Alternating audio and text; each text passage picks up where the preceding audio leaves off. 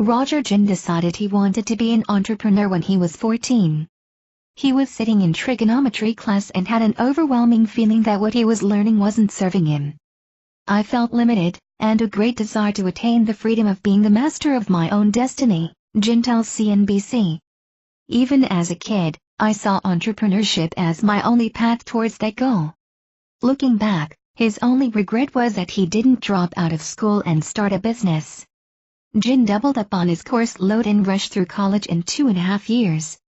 He immediately moved to East Palo Alto, California, in the heart of Silicon Valley, and crashed on his friend's couch to work on his first startup idea, Bridge, an app and website that connected people with those nearby who have similar interests.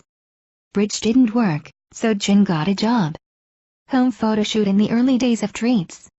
Photo courtesy Treats, home photo shoot in the early days of Treats. In May 2015, on a trip to China, Jin went to a grocery store where he bought Choco Pie, a chocolate-coated marshmallow snack. I remember thinking, it's a real shame most people from outside Asia will never have a chance to try this, says Jin, in a recent Ask Me Anything on Reddit. That thought was the seed of Jin's next business idea. Over the next 3 months, Jin laid the foundation of Treats, a subscription, mail-order international snack service. He built a website, identified wholesale distributors and found a warehouse where he could sort and ship packages. Jin built the business from his living room with $5,000 in savings. By late July 2015, Jin could accept orders through the website. Except for the warehouse staff, everyone at Treats works remotely from home. Photo courtesy Treats. Except for the warehouse staff, everyone at Treats works remotely from home. Getting off the ground was a struggle.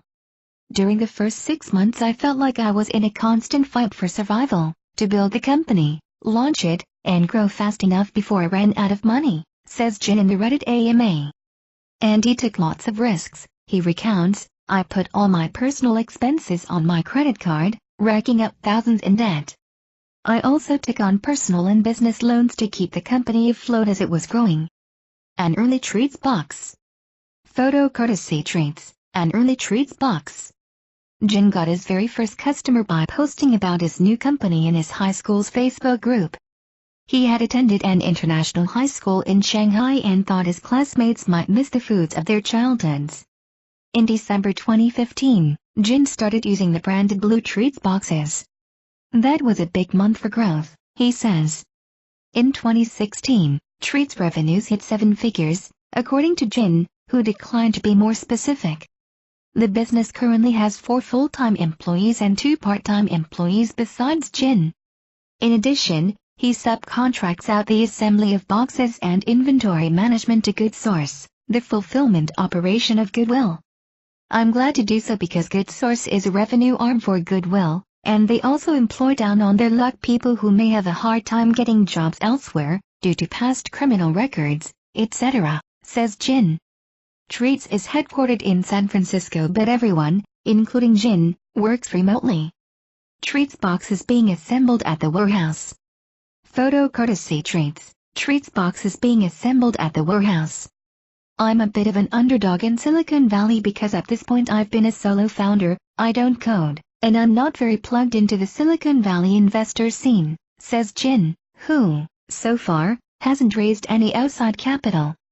A lot of startup ideas can't exist without funding because they don't generate revenue for a while and instead requires burning cash to build out the initial product.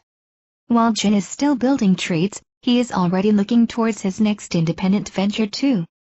As he puts it, part of my intent for starting Treats from the beginning was to build it into a successful business so that I would have cash reserves and inflow that could use to bootstrap the next business that I decide to work on, and do so without having to necessarily rely on any outside capital, at least not until the product gains traction.